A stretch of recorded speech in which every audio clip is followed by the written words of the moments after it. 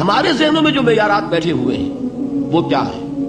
کامیابی پیسے سے ہے، کامیابی جائیداد سے ہے، کامیابی کاروبار سے ہے، کامیابی شہرت سے ہے، کامیابی اقتدار سے ہے. یہ معیارات ہیں. جو جتنا دولت مند اتنا کامیاب، جو جتنا مشہور اتنا کامیاب، جو جتنا پاپولر اتنا کامیاب، جو حکومت پر پہنچ گیا کامیاب، جس نے بڑا کاروبار جما لیا کامیاب، جس نے بہت جائیداد بنا لی کامیاب. یہی ہے اصل میں ساری بس کی گانٹھ. جو تصور کامیابی کا ہوگا اسی کے مطابق آپ کی بھاگ دوڑ ہوگی، اسی کے لیے جد و جہد ہوگی، اسی کے لیے توانائیاں صرف ہوں گی، اسی کے لیے دن رات کی مشقت ہوگی. یہ ہے اصل شے جس کی یہاں نفی ہو رہی ہے. کامیابی دولت سے نہیں، کامیابی شہرت سے نہیں، کامیابی اقتدار اور طاقت اور حکومت سے نہیں، بلکہ کامیابی ہے ایمان سے، عمل صالح سے، تواصی بالحق سے، تواصی بالصبر سے. آپ غور کیجئے اس نقطہ نظر کا، اس ایٹیچیوڈ کا، یہ جو مینٹل ایٹیچیوڈ ہے اس کا بدل جانا ہی انسانی شخصیت کے اندر انقلاب پر پکڑے گا. اب آپ کا نتیجہ کیا نکلا؟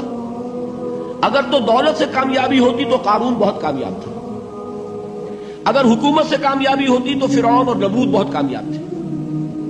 کامیابی ان سے نہیں ہے. کامیابی انسان دولت میں قارون کی دولت تک پہنچ جائے اور دنیا میں دبدبہ اور اقتدار اور سلطنت اور حکومت کے اعتبار سے وہ نمرود اور فرعون کا مقام حاصل کر لے، وہ ناکام ہے، خائب ہے، خاسر ہے، برباد ہے. اور ابو ذر غفاری کامیاب ہے، چاہے ان کے پاس کچھ نہیں تھا، جھونپڑی تک نہیں تھی، کوئی گھر نہیں تھا.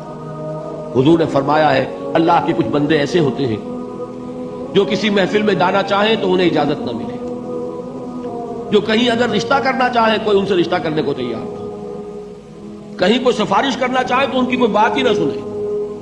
لیکن اللہ کے ہاں ان کا وہ مقام ہے کہ اگر بھولے سے بھی کسی بات پر قسم کھا بیٹھتے ہیں تو اللہ ان کی قسم کی لاج رکھتا ہے. یہ ہے فرق. یہ جان لیجیے اچھی طرح. اس بات کا مان لینا آسان، اس پر سبحان اللہ کہنا آسان، لیکن اس کے مطابق آپ کے اپنے ذہن کا بدل جانا بہت مشکل. اس لیے کہ ہم متاثر ہوتے ہیں اپنے ماحول سے. بڑا محل ہے، دیکھ کر ایک دفعہ جھجری آتی ہے، وہ بڑی سی 20 فٹ لمبی کار سناٹے کے ساتھ آپ کے پاس سے گزر گئی.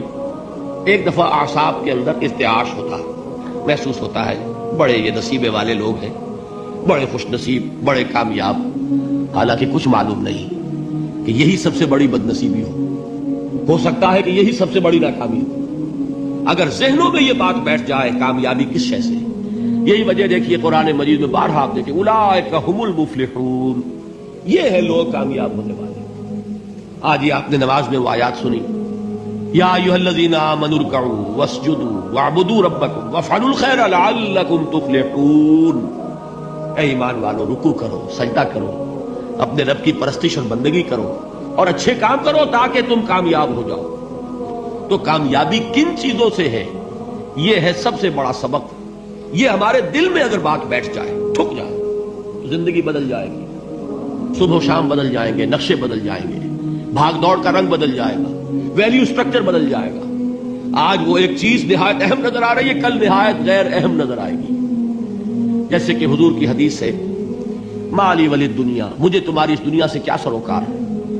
انما مثلی کراکب استظل تحت شجرۃ ثم راح فترکھا. میری مثال تو اس سوار کی سی ہے جو تھوڑی دیر کے لیے ایک درخت کے سائے میں ٹھہرتا ہے سستانے کے لیے، پھر وہ اپنا راستہ لیتا ہے. اسے اس درخت سے مستقل تعلق اس کا نہیں ہے، وہ اس کا گھر نہیں، وہ اس کی منزل نہیں. اسی طرح یہ دنیا میرا گھر نہیں ہے. اب دیکھیے ہم کہتے ہیں انا للہ و انا الیہ راجعون، ہم تو مسافر ہیں، ہم اللہ کے پاس سے آئے، اللہ کی طرف ہمیں لوٹ جانا ہے. کن فی الدنیا کانک غریب و عابر سبیل، حضور فرماتے ہیں دنیا میں ایسے رہو جیسے کہ تم اجنبی ہو یا راہ چلتے مسافر. لیکن یہ طرز عمل کب ہوگا؟ جبکہ یہ آیت ہمارے ذہنوں کے اندر بیٹھ گئی ہو.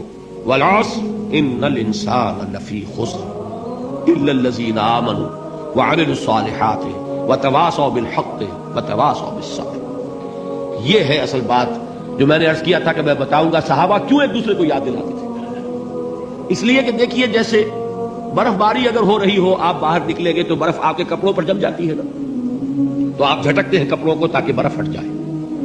ہمارے ایمان پر اس دنیا میں رہتے ہوئے جب ہم متاثر ہوتے ہیں ماحول سے تو گردہ آ جاتا ہے، برف پڑ جاتی ہے، اس کو جھٹکتے رہنے کی ضرورت ہے۔ اور وہ جھٹکنے کی بہترین اور مؤثر ترین شکل یہی ہے کہ یاد رکھو کامیابی ان چیزوں سے نہیں ہے۔ چمک دمک جو ہے دنیا کی، یہ ساری چمک دمک جو تمہیں رجھا رہی ہے، جو تمہیں اپنے اندر گم کیے ہوئے ہے، یہ لفظ گم پر اقبال کا وہ شعر یاد آ گیا کہ کافر کی یہ پہچان کہ آفاق میں گم ہے، اور مومن کی یہ پہچان کہ گم اس میں ہے آفاق۔ تم گم نہ ہو کر رہ جاؤ اس میں، مبہوت نہ ہو کر رہ جاؤ، مرعوب نہ ہو کر رہ جاؤ، دنیا ہی کی محبت تمہارے اوپر ڈیرے نہ ڈال دے، تمہارے دلوں کے اوپر مسلط نہ ہو جائے۔ لہذا تازہ کرتے رہا کرو والعصر ان الانسان لفی خسر الا الذین آمنوا وعملوا الصالحات وتواصوا بالحق وتواصوا بالصبر۔